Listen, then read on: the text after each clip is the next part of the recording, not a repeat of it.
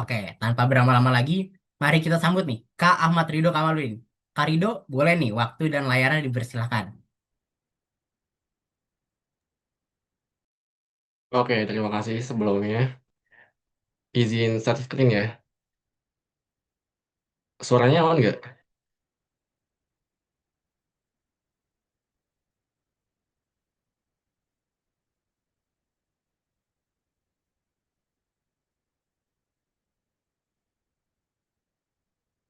Hmm,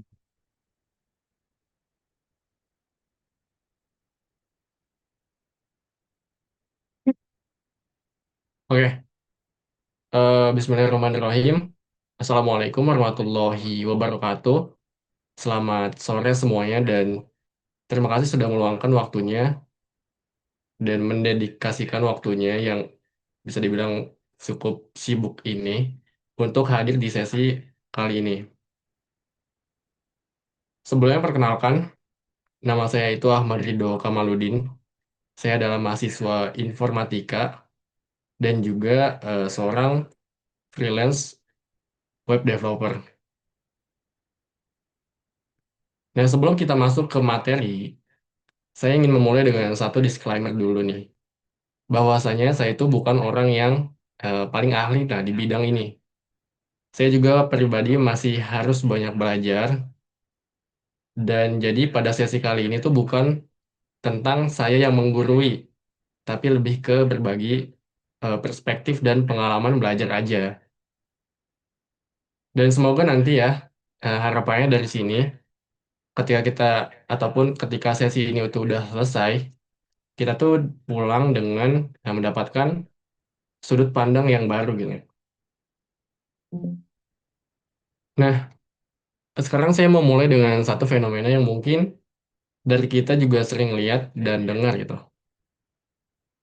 Sekarang tuh banyak website hari itu kelihatannya kayak modern gitu.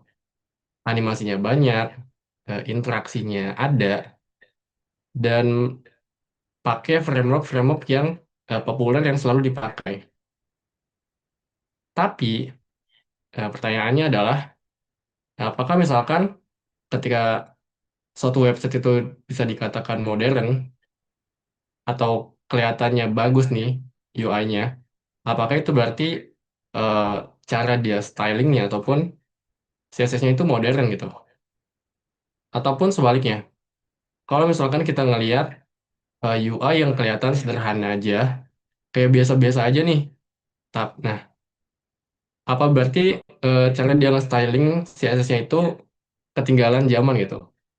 Masih pakai cara-cara yang lama. Nah, dari sinilah judul pada sesi kali ini tuh hadir gitu. Bahwasanya modern CSS itu tidak sama dengan modern UI. Jadi nanti kita bakal sedikit ngelurusin beberapa miskonsepsi yang sering terjadi. Nah, tapi sebelum itu, kita kan perlu tahu dulu nih apa yang pengen kita bahas, yaitu tentang CSS. Saya asumsikan mungkin eh, di sini udah pada tahu lah CSS itu apa fungsinya gitu ya kan. Tapi ini ditambahin nih modern di belakangnya. Jadi modern CSS. Nah, apa sih itu modern CSS ya kan? Gampangnya adalah eh, kumpulan fitur, properti, dan teknik terbaru dalam ekosistem CSS yang memungkinkan kita sebagai pengembang untuk membuat layout yang kompleks, animasi yang halus, dan sistem desain yang terukur tanpa harus bergantung pada JavaScript berat atau library eksternal lainnya. Nah, terus masuk ke sini. Banyak orang yang nilai kalau misalkan modern atau tidaknya sebuah halaman website itu dari tampilannya aja. Nah, kayak misalkan UI-nya itu keren lah gitu ya kan. Banyak animasinya gitu. Padahal kan UI itu kan hanya hasil akhirnya. Di balik UI yang kelihatan wah atau modern gitu, itu kan di baliknya itu ada proses dia stylingnya. Nah, bisa aja yang kelihatannya oke, tapi di belakangnya itu masih penuh eh, kode-kode ataupun cara dia stylingnya itu pasti penuh workaround gitu, pakai hack-hack lama. Dan nanti ke depan itu yang sulit dirawat gitu. Dan sebaliknya juga, eh, bahwasanya kalau misalkan kita udah nerapin yang namanya itu modern CSS, itu nggak selalu menghasilkan UI yang wah. Bisa aja, biasa aja lah gitu.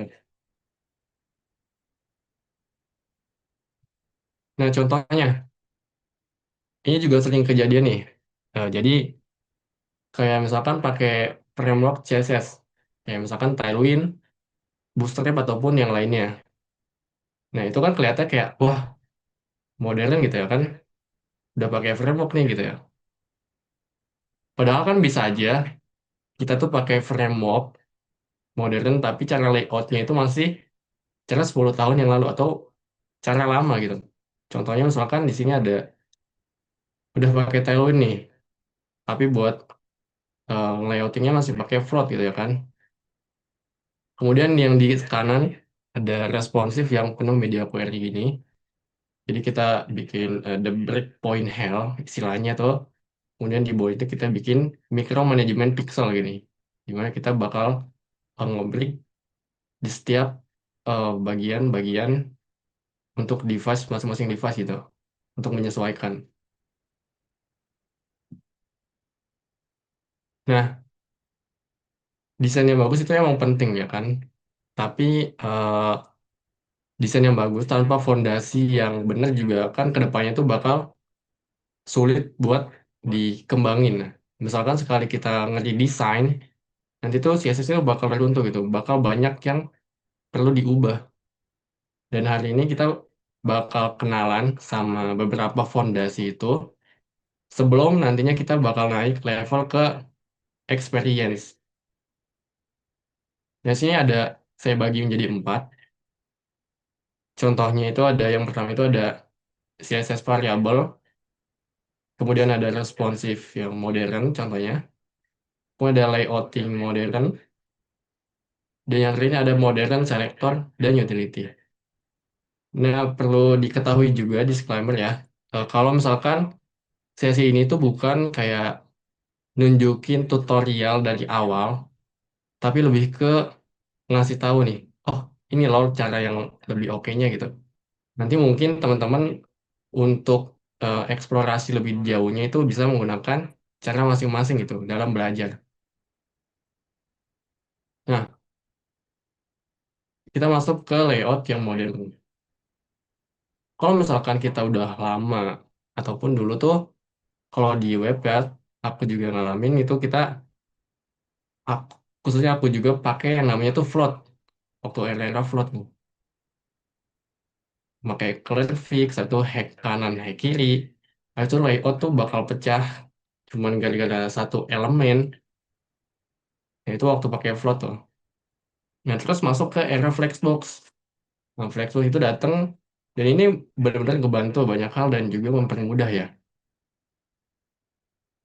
Nah misalkan eh, kalau misalkan layouting kita udah agak kompleks, Flexbox ini kurang cocok lah buat dipakai yang kompleks-kompleks itu. Nah, disinilah Grid hadir gitu. Contohnya gini, aturan simpelnya gini ya. Kalau CSS Flexbox itu lebih ke satu dimensi, yaitu baris atau kolom. Jadi dia cuma satu arah aja. Tapi kalau CSS Grid itu bisa multidimensi. Jadi dia sangat cocok lah untuk layouting yang kompleks. Masuk ke pilar yang kedua, yaitu yang responsif yang modern. Bisa dilihat sini cara lamanya. Contohnya itu kita ngedeklarasiin dulu pertama tuh untuk mobile ini 16 pixel nih. Jadi kita sini bikin the breakpoint hell. Nanti itu kita bikin micro management pixel. Jadi misalkan rentan layar sekian, kita ganti font size-nya jadi sekian. Rentannya sekian, kita ganti lagi jadi sekian dan seterusnya gitu. Nah ini kan panjang ya dan juga kalau misalkan udah banyak kan berarti butuh banyak juga nih kodenya gitu. Nah, ada cara yang lebih simpelnya, yang sekarang itu ada, kita bisa menggunakan itu yang namanya claim. Nah, di sini ada tiga value. Jadi dengan claim ini kita tuh lebih jelas gitu nentuin eh, batas atas ataupun batas bawahnya gitu. Jadi yang sebelah kiri itu paling kiri ini tuh buat batas bawahnya yang satu rem itu. Jadi contohnya paling minimalnya itu satu rem. Nah untuk yang paling besarnya itu di tiga rem gitu contohnya. Nah yang di tengah-tengah ini untuk ukuran layar yang di tengah gitu. 5 VW plus satu rem. Jadi 5 viewport width nanti ditambah satu rem. Biar nggak terlalu kecil gitu. Nah, selanjutnya yang ketiga di sini ada yang namanya itu CSS variable dan maintainability. Kita lihat cara lama dulu. Nah, ini juga masih aku pakai ya, kadang-kadang gitu. Jadi dulu tuh, atau cara lamanya itu, jadi kita bikin ataupun manggil setiap kelas-kelas gini. Misalkan kita punya root color nih, punya warna utama. Contohnya dalam satu brand gitu, warnanya itu biru misalkan. Nah, kita misalkan pengen naruh si warna biru ini di setiap elemen-elemen tertentu gitu. Contohnya misalkan di button, di header, atau di footer. Nah, kita tuh bakal ngeset nih masing-masing colornya, background color ataupun colornya itu pakai kode warnanya ataupun panggil warnanya gitu. Nah, itu kan in case misalkan brand itu ganti warna, itu kan kita bakal nyari nih warnanya, nyesuaiin warna nih yang warnanya biru, mana nih ya gitu ya, kode warnanya ini. Nah, itu kan bisa aja ya kita pakai di search, habis itu kita masukin kode warnanya, habis itu tinggal kita replace gitu. Nah, itu kan tapi kurang apa ya, kurang efisien lah. Nah, ada yang lebih oke lagi nih caranya, yaitu dengan menggunakan CSS variable. Jadi kita sini ngeset dulu, ini tuh nama variabelnya di sini, strip-strip, di situ nama variabelnya. Kemudian sini tuh ada value-nya. Nah, jadi misalkan in case tadi brandnya ganti warna, itu kita tinggal ganti kode warnanya tuh yang di root-nya aja gitu. Nanti otomatis semua itu bakal keganti. Dan itu bakal jadi lebih mudah. Terus juga untuk pembuatan ada theme mode, ini juga bakal ngebantu banget. Nah, selanjutnya ada modern selector. Di sini cuman aku contohin satu aja, yaitu is. Kita lihat cara lamanya dulu deh. Nah, dulu juga aku sering banget kayak gini. Jadi, misalkan punya card, elemen card ya, sebagai parent elemennya. Kemudian di dalamnya itu ada H1, kemudian itu ada H2, H3, dan seterusnya gitu. Nah, kalau misalnya kita pengen manggilnya, ini kan bisa kayak gini, ataupun misalkan bisa titik card, habis itu H1, H2, H3 gitu. Dan misalkan di section juga kayak gitu. Oke, misalkan kita di sini udah pakai namanya CSS variable lah gitu. Agak naik level sedikit. Tapi kalau cara manggilnya itu masih kayak kereta kayak gini, panjang, itu eh, bisa lebih dikecilkan lagi tuh. Ada cara yang lebih bagus lagi, yaitu dengan menggunakan pseudo elemen kalau nggak salah ini ya. Is namanya. Jadi maksudnya itu kita tuh ngeset dulu nih parent elemennya. Contohnya sini itu ada card dan section. Nah, di dalam ini elemen apa sih yang pengen diganti gitu. Contohnya di sini ada H1, H2, H3. Pengen diganti kolornya jadi primary. Nah, otomatis kalau misalkan di dalam card sini ada H1, ada H2, H3, itu warnanya itu bakal keganti. Begitupun juga di section, dia bakal keganti gitu. Terus misalkan ada H4 nih di dalam si card, itu bakal keganti apa enggak? Karena dia belum di set di sini, jadi dia nggak bakal ikut keganti gitu, kecuali di sini ditambahin H4.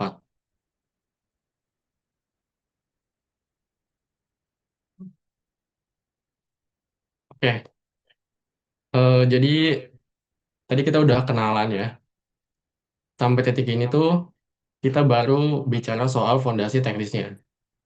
Nah, sekarang pertanyaannya mungkin apa yang bisa kita bangun di atas fondasi ini? Jawabannya itu adalah experience. Jadi kita bakal sedikit berkenalan dengan eh, era baru dari web UI. Nah, ada satu quote dari Yuna Kravetz dari Google I/O, katanya gini, a golden age of web UI. Sekarang tuh itu era emas katanya. Nah, kenapa disebut dengan era emas gitu? Karena browser sekarang itu punya kemampuan UI yang dulunya itu hanya mimpi ataupun mustahil lah gitu. Banyak hal dulu yang wajib wajib banget lah pakai JS berat. Tapi sekarang karena browser itu berkembang dengan sangat cepat, banyak fitur UI juga yang langsung bisa digunakan dari CSS-nya langsung. Artinya apa? Kita bisa bikin experience modern tanpa ketergantungan ataupun tanpa JS yang berlebihan. Jadi sekarang modern CSS itu bukan cuman styling, tapi perlahan udah masuk ke experience engine.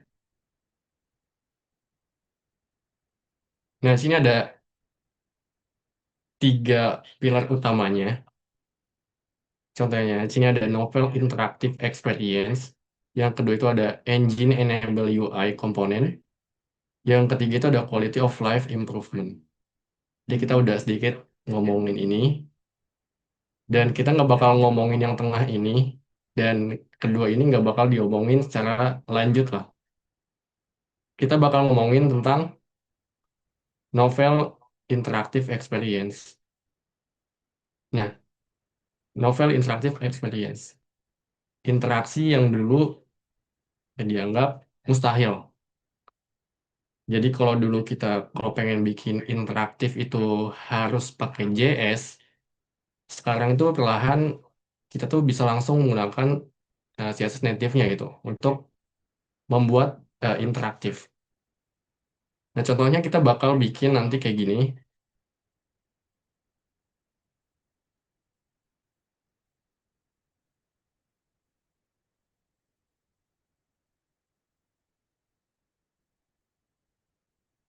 patah-patah nggak sih?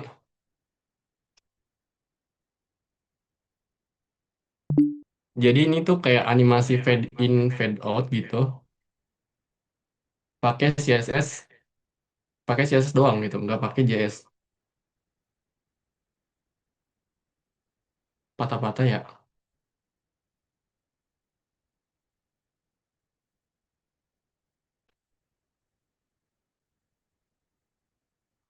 Oke, mungkin lanjut ya.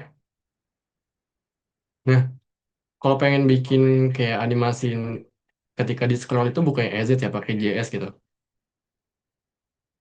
Contohnya kita bisa pakai JavaScript Scroll Animation Library. Kayak contohnya ada AOS, ada G-Shape, dan kawan-kawannya. Contoh yang paling gampang digunakan itu, contoh kita pakai AOS lah. Nah, kalau pengen makainya kan, kita tinggal panggil library-nya, habis itu tinggal panggil di tag-tag HTML kita gitu. Nah, tapi sebelum manggil ataupun pakai di tag-tag kita, itu kan kita butuh import library-nya dulu nih. Nah, ketika kita import library-nya, itu kan otomatis kita tuh import JS tambahan ke resource kita gitu, atau ke web kita. Nah, ketika di import itu, si AOS JS itu, dia tuh nanti bakal ngimport segini banyaknya kode gitu. Nah, ini kan otomatis resource website kita tuh nambah gitu ya kan. Nah, ini emang nggak salah, dan nggak ada yang bilang ini tuh salah juga. Tapi kita di sini nggak bakal ngelakuin kayak gini. Jadi kita di sini cuman pakai CSS biasa aja, native CSS, nggak pakai framework ataupun library tambahan. Oke, tadi kita ngomongin novel interaction experience, kemudian di bawahnya ini tentang scroll driven animation.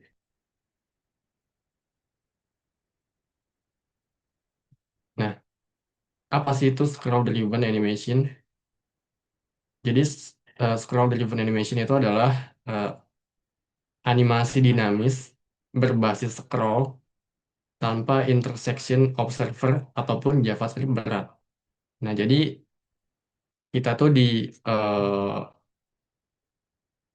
animation tadi apa namanya?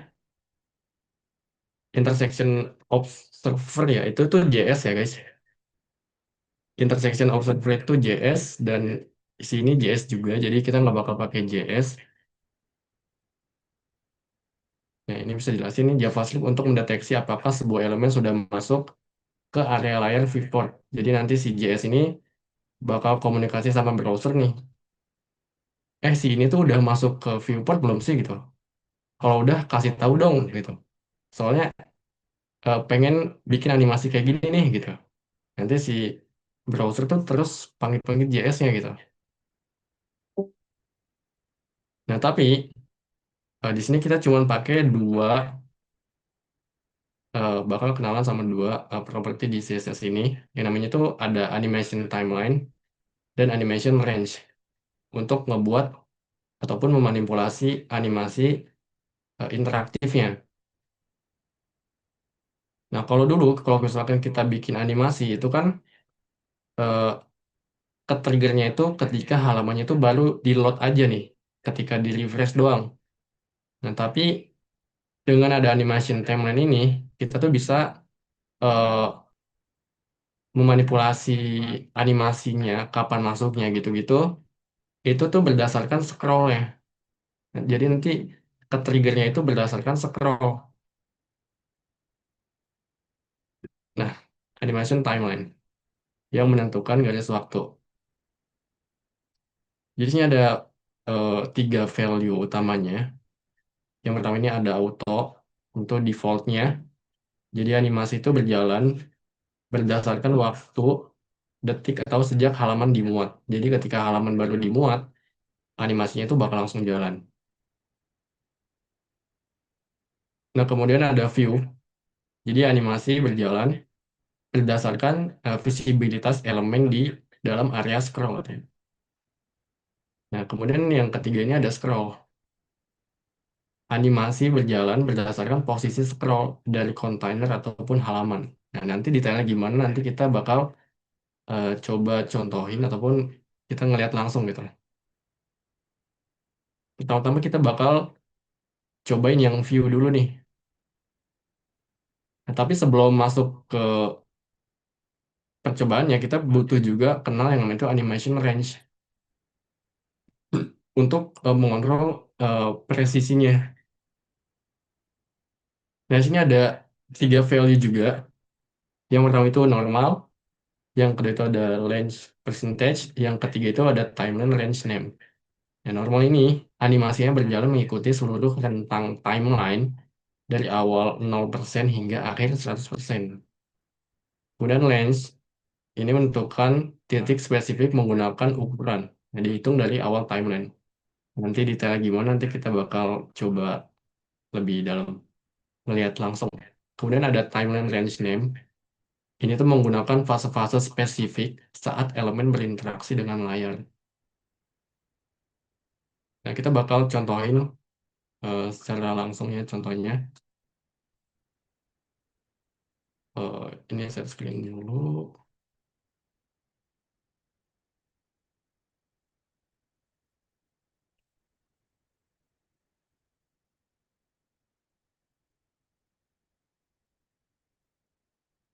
Nah, ini. Karena tadi kayak dibilang ya kita nggak bakal ngoding dari nol. Jadi sini saya udah siapin. Jadi ini simpel aja. Ini ada list image sampai 26 gambar nih. Yang kemudian nanti kita bakal bikin animasi fade in, fade out.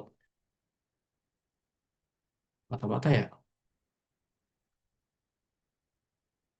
Nah, ini bisa dilihat untuk setupnya, simpel aja kayak gini. Dan yang sebenarnya fokus utama kita itu ada di sini. Nah, di bagian sini. Yang pertama, kita perlu ngeset dulu identifernya. Jadi kita bikin eh, satu animasi dulu nih. Jadi awalnya itu 0%, opacity-nya dia bakal 0, kemudian margin left-nya itu bakal minus 10 rem atau keluar dari area viewport-nya gitu.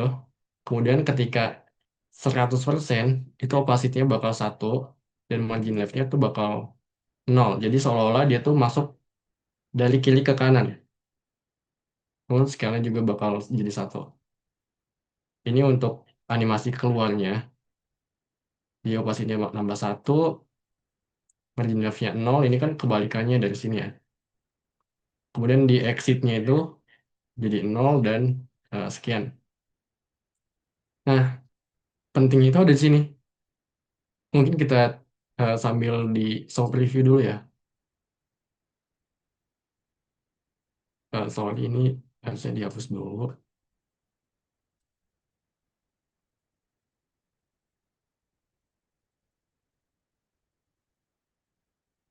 Nah, jadi kalau dulu misalkan kita pengen bikin namanya itu animasi, kita kan butuh yang namanya yang pertama itu nama animasinya ya. Contohnya sini namanya itu appear. Kita panggil, kemudian kita butuh animasi durasinya. Misalkan 2 detik. Nah, kemudian ada cara masuknya gimana gitu ya kan. Misalnya kita linear aja.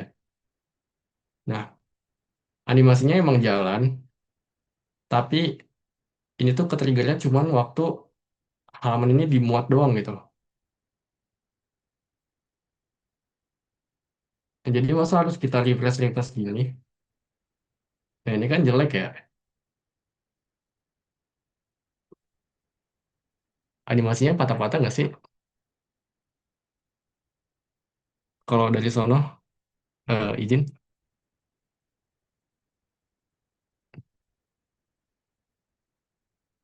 aman nggak animasinya teman-teman?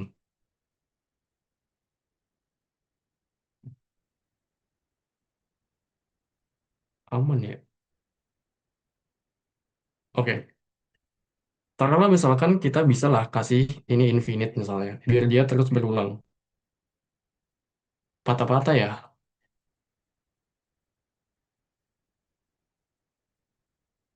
Biar nggak patah-patah gimana tuh?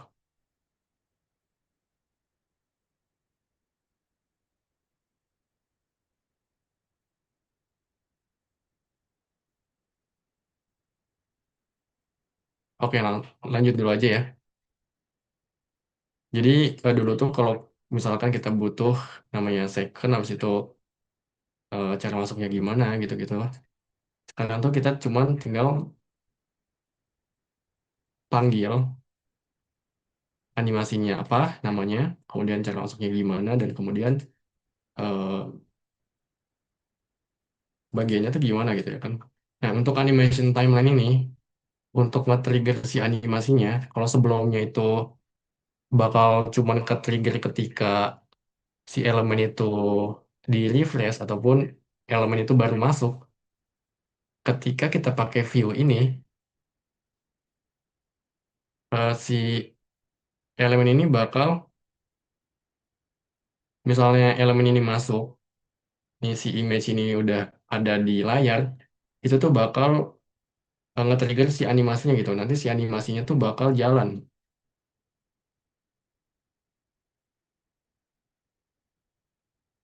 Nah, kurang lebih kayak gitu loh. Nah, tapi ini kan masih kurang oke lah. Nggak kayak yang tadi kita lihat gitu. Nah, itu ada yang namanya animation range. Nah, ini entry ini misalkan dari 0%, animasinya itu bakal selesai ketika si elemen ini udah muncul berapa layar, udah muncul berapa persen sih di layar itu. Misalkan dari 0%, ketika dia udah muncul 30% di layar, nanti animasinya itu bakal selesai gitu. Contohnya misalnya gini, kalau kita scroll ke bawah,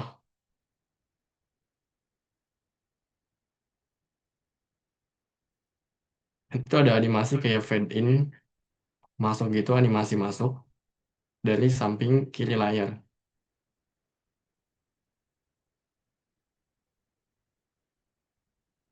Begitupun kalau misalnya kita scroll ke atas,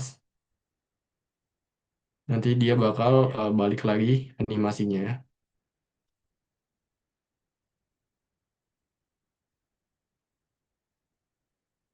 Nah gitu. Oke, mungkin kurang oke juga nih. Udah oke tapi kurang oke lah. Kita bisa tambahin lagi animation range-nya itu di sini. Yang tadinya di bawah sini, di image ini, propertinya kita tambahin. Kita bisa masukin di sini. Misalkan entry-nya 0. Kemudian di sini entry 100%-nya itu ngapain. Kemudian ada exit 0%-nya itu. Ini langsung aja kebalikannya. Kemudian yang 100% juga bakal kebalikannya dari sini. Nah, jadi sekarang animasinya itu bakal eh, ada animasi masuk dari bawah dan ketika keluar itu yang di atas juga ada animasi keluarnya. Dia gini.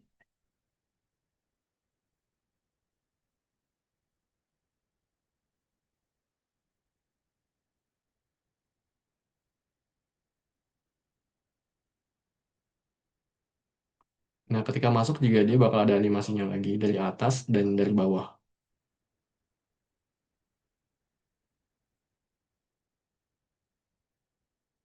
Patah-patah ya?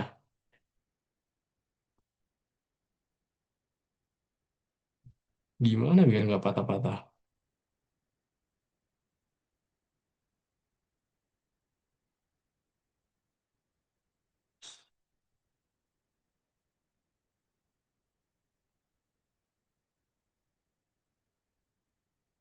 Oke, mungkin lanjut dulu ya. Tadi kita udah kenalan sama yang namanya animation timeline dengan value-nya itu view. Nah, sekarang kita bakal coba yang scroll.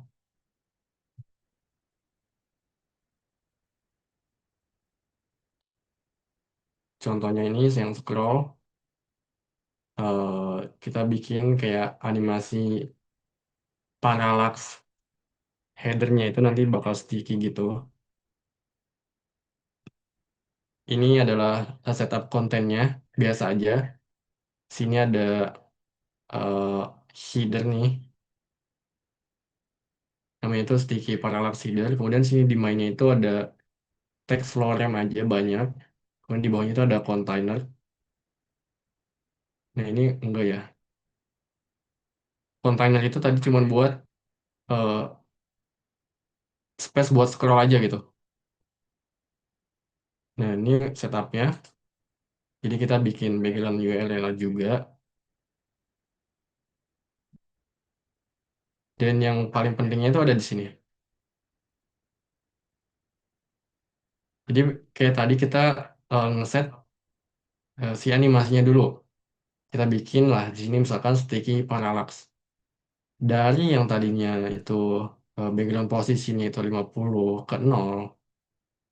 Kemudian height-nya itu 100 VH atau viewport height ya. Jadi satu layar gini. Kemudian font size-nya ini sekian. Jadi height-nya itu 10 VH nih. Yang paling penting kan ada di height ini. Yang bakal ngerubah seolah-olah ini tuh eh, hidup lah websitenya gitu. Nah, kalau misalkan ini di scroll ke bawah, dia tuh nanti bakal mengecil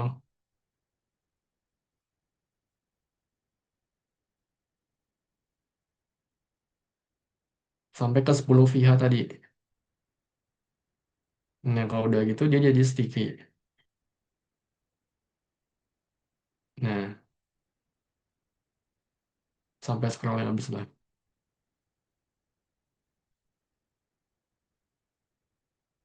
Nah, dengan animasi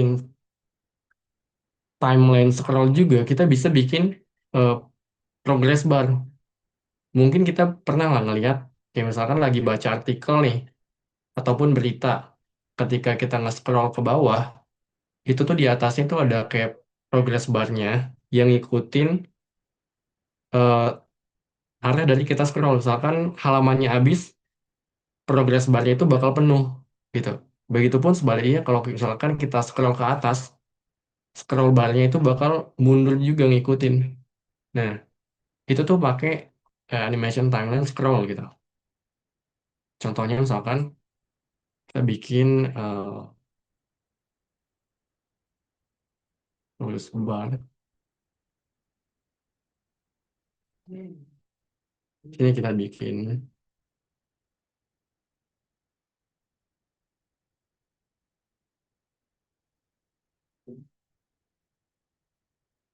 posisinya fixed langsung aja gini. Jadi nanti ada di atas sini. Kemudian warnanya lah kita ganti jadi warna merah lah. Ini Z index ini jadi biar kelihatan jelas aja. Kita banyakin. Kemudian kita bikin animasinya. Kita bikin kayak identifernya. Contohnya namanya eh, bar aja lah namanya gini. Dari yang tadinya misalkan width-nya itu 0%, dia jadi ke 100%. Terus di sini kita panggil animasinya.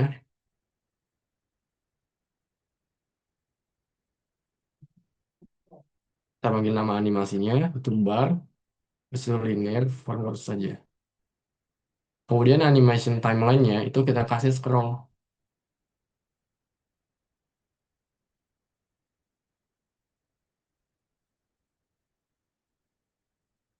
Animation range-nya itu udah nggak usah ya. Kita lihat dulu, ini udah muncul apa belum. Misalkan dari 0% sampai 100%.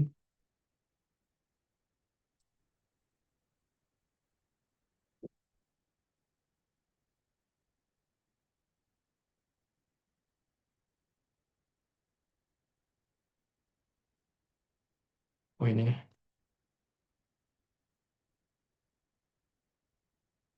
nah di atas nih. Jadi ketika kita nge-scroll, dia tuh bakal ngikutin sesuai halamannya ini udah habis belum sih scrollnya. Jadi kalau posisi scroll bar kita itu di atas, itu tuh value-nya itu 0%. Nah, ketika kita scroll ke bawah, itu tuh dia bakal terus naik 1%, tahu satu satu satu satu satu gitu sampai ke paling bawah itu 100%. Nah, kalau misalkan kita udah ke paling bawah, itu tuh nanti dia bakal mentok gitu scroll barnya nih di progress barnya maksudnya. Nah, ketika kita nge-scroll ke atas lagi, itu dia bakal ngikutin mundur juga.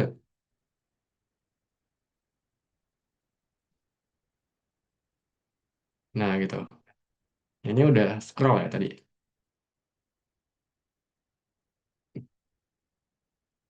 Ah, sorry. Ada satu lagi nih.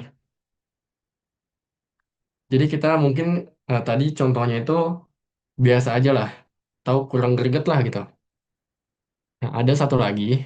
Jadi kita bisa bikin jadi kayak gini soalnya.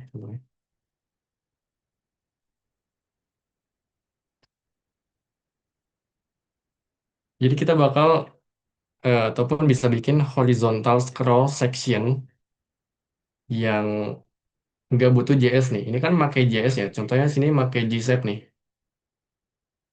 Jadi eh, contohnya tuh kayak gini nih. Kalau kita scroll ke bawah, ketika udah sampai sini, nanti dia scrollnya bakal ke samping.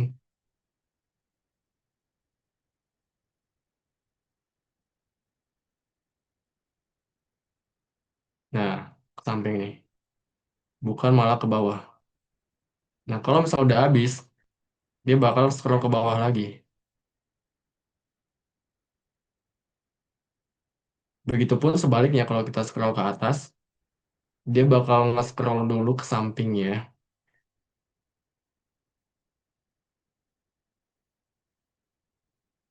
baru dia nge-scroll ke atas. Nah, kita bisa bikin animasi kayak gini, cuman pakai CSS, tanpa perlu library tambahan ataupun JavaScript tambahan. Contohnya gimana? Nah, sini aku udah bikin, langsung aja kita buka, ataupun kita review dulu lah kodenya. Sini gampang aja, jadi sini ada tiga section utamanya, yang tadi, ini buat headernya, dan ini tuh yang mainnya nih, di section pinnya. Ini adalah sebagai parent untuk nge-scrollnya, gitu. Kemudian sini ada div end ini, itu atau ini halaman yang di bawah tadi. Jadi ada space nih buat nge-scroll ke bawah gitu. Nah, ini setup awalnya aja, tapi mainnya itu ada di atas. Nah, di bagian sini.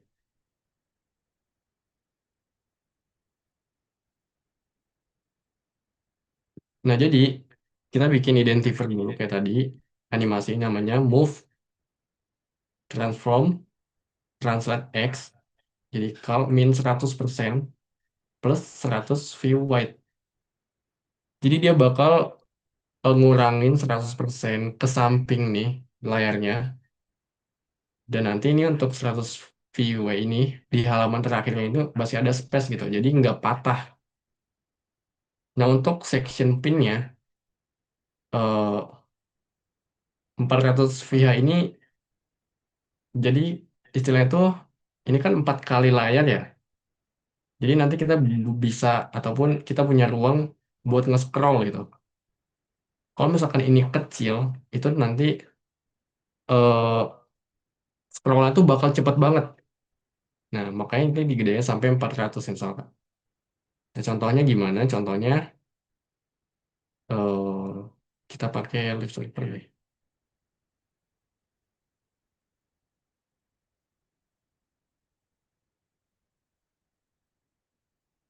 Nah, ini kan headernya nih. Kemudian ini masuk ke section pin tadi di bawah. Nah, ketika dia udah masuk ke sini, ketika kita nge-scroll, itu dia nggak bakal nge-scroll ke bawah lagi, tapi nge-scroll ke samping. Nah, sampai habis. Habis itu kalau udah habis, dia bakal nge-scroll ke bawah. Nah, gitu. Begitupun sebaliknya, kalau misalnya kita scroll ke atas, dia bakal ke samping dulu nih, nge-scrollnya.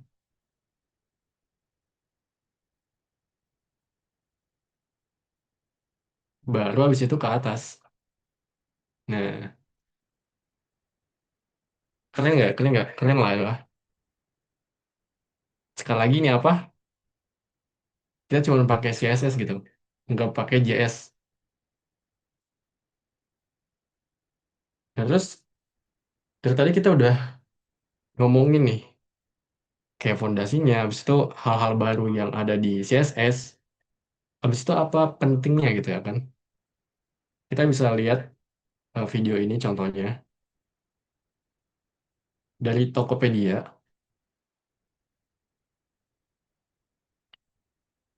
Sebenarnya simpel aja.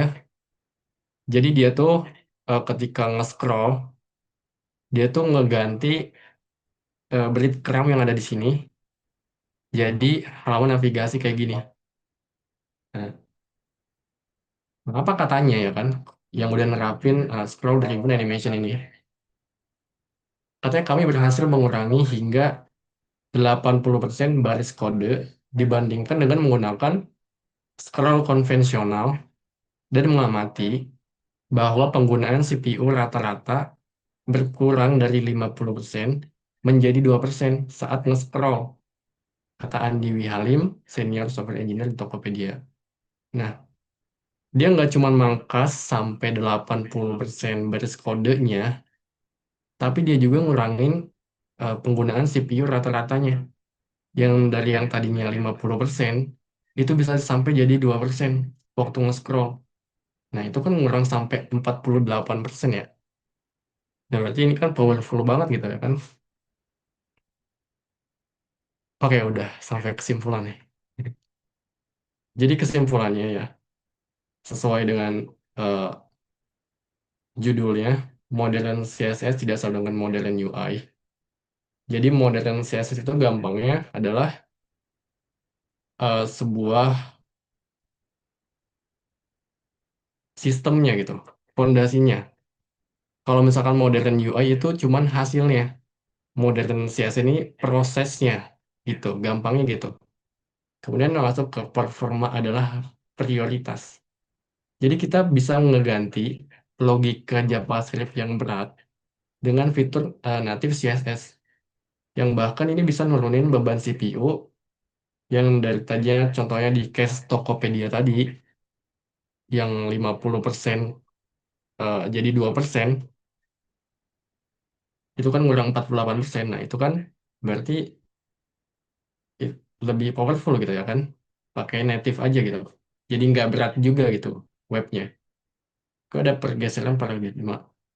Jadi berpindah dari micromanagement yang tadi itu yang bikin breakpoint sampai ke bawah gitu, bisa ke fluid pakai claim. Nah, kemudian JS scroll ini kita bisa pakai coba scroll driven. Nah, yang terakhir itu ada masa depan web. Karena browser kini jauh lebih cerdas, jadi kita bisa manfaatin engine-engine mereka untuk nyiptain pengalaman yang lebih halus dan inklusif gitu. Nah, kemudian karena biar nggak terlalu monoton ya, jadi sini ada challenge nih. Jadi challenge-nya tadi yang animation scroll itu, horizontal scroll yang ini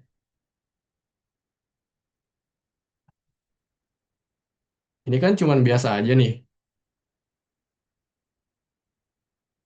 cuman ada animasinya, biasalah. Habis itu habis, scroll ke bawah. Nah, ini coba ditambahin, challenge-nya itu tolong tambahin animasi-animasi lagi menggunakan animation scroll timeline. Jadi kayak gini nih hasil akhirnya nih. Jadi ketika di scroll, masuk ke samping, nge-scroll ke samping, nanti dia ada animasi tambahan. Ada teks yang masuk dari kiri ke kanan. Nah gini. Jadi di setiap image ini nanti ada teks yang masuk dari kiri ke kanan. Ini juga. Kemudian kalau udah habis, itu kan bakal nge-scroll ke bawah ya. Nah, di bawah kan tadi sini ada mobil Lamborghini. Ini bikin dia tuh jadi ada animasinya, animasi masuknya. Jadi kayak gini.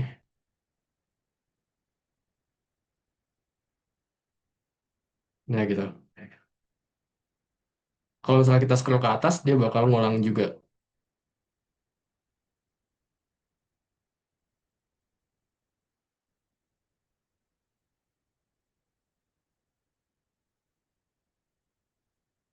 animasi bakal keluar. Nah,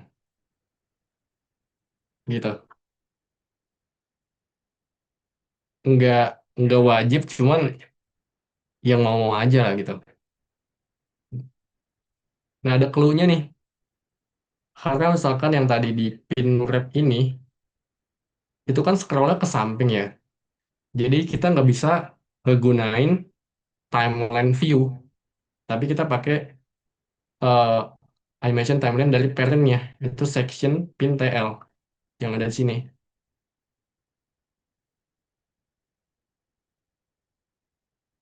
Nah ini parentnya kita ngeset namanya itu, nama timelinenya itu section pin TL.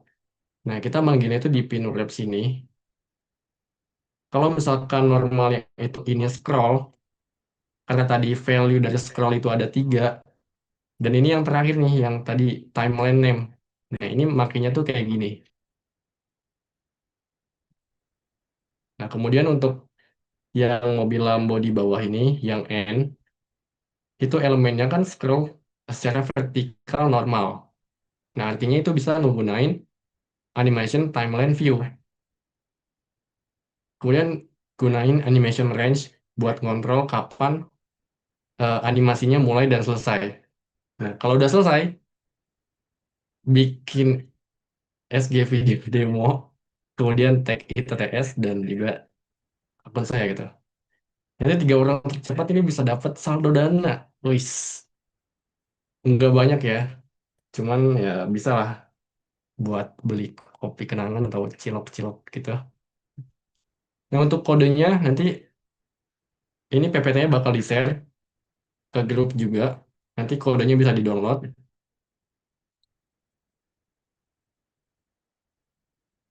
Nah, ini cuman videonya tadi. Karena kita udah demo, kayaknya nggak usah deh. Dan ini ada referensinya juga di belakang. Kalau misalkan ada yang pengen tahu lebih dalam nih, ngulik-ngulik lebih dalam, ini bisa banget masuk ke sini. Karena saya juga nyari referensinya tuh dari sini gitu. Mungkin dari aku atau dari saya cuman sekian aja. Kalau misalkan ada pertanyaan, bisa taruh di kolom chat. Sebisa mungkin nanti bakal dijawab. Terima kasih.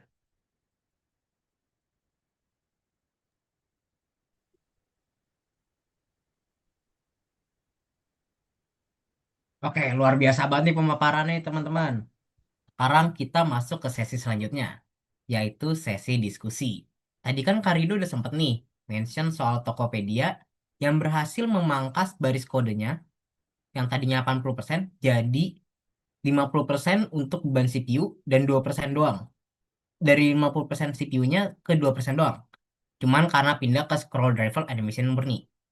Oke, sambil nunggu pertanyaan di chat, kalian boleh nih buat isi formulir atau link absensi yang ada di kolom chat. Ini nanti bakalan bisa untuk keperluan e-sertifikat.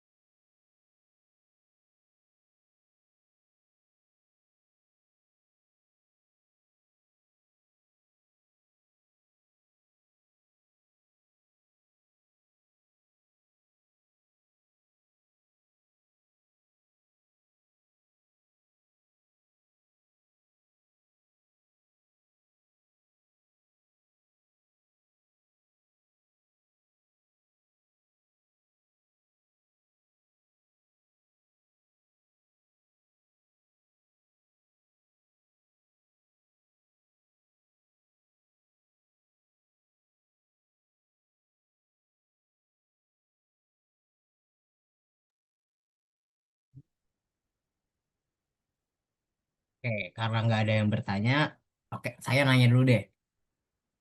Kak, gimana nih buat teman-teman yang udah terbiasa pakai library JS kayak AOS atau Framework of Motion? Seberapa besar sih tantangannya kalau migrasi ke CSS native ini?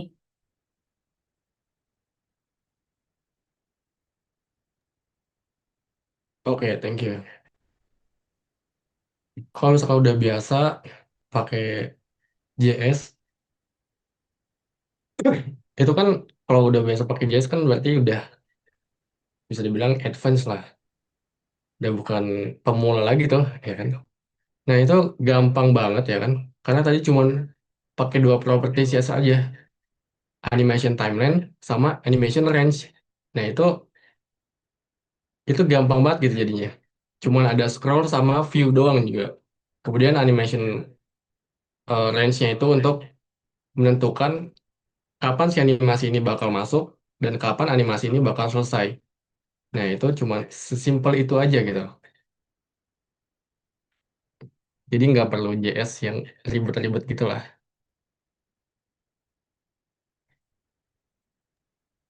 Oke, makasih banget nih Kak Rido. Karena tidak ada yang bertanya, jadi kita tutup aja ya. Jadi kesimpulan dalam modern CSS ini adalah tentang performa. Kita harus mulai geser paradigma dari micromanagement pixel ke fluid dan native logic. Supaya web kita ini lebih ringan sama inklusif. Oke, rekan-rekan terima kasih karena sudah hadir dalam webinar ini. Jangan lupa untuk rekaman webinar akan nanti diberikan bersamaan dengan slide PPT. Oke, jangan lupa juga untuk follow ITTS Tangsel supaya nggak ketinggalan nih info webinar selanjutnya.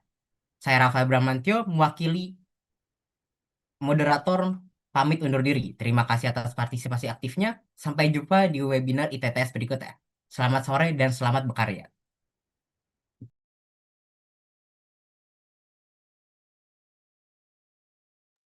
Oh, oke nih, ada pertanyaan nih dari Kak John. Kalau pakai Laravel gimana nih? Oh, bisa.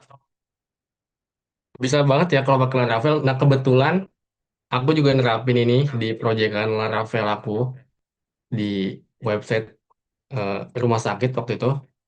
Jadi kita pakai animation timeline namanya itu view.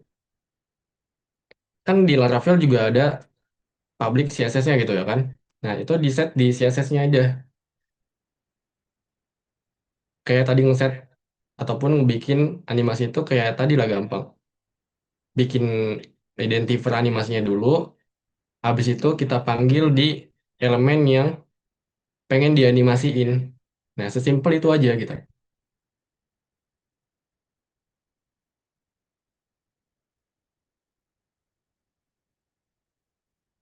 Oke, sama-sama.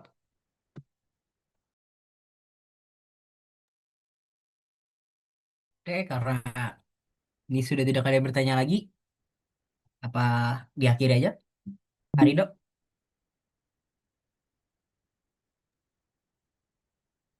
Karena udah lewat dari jamnya juga, mungkin bisa diakhiri, Mas. Oke.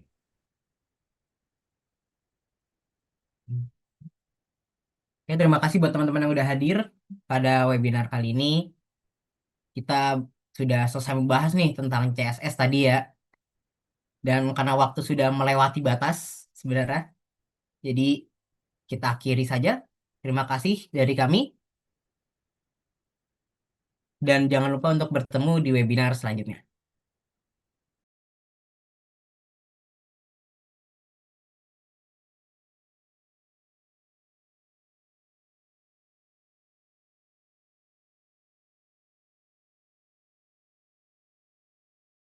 Recording stopped.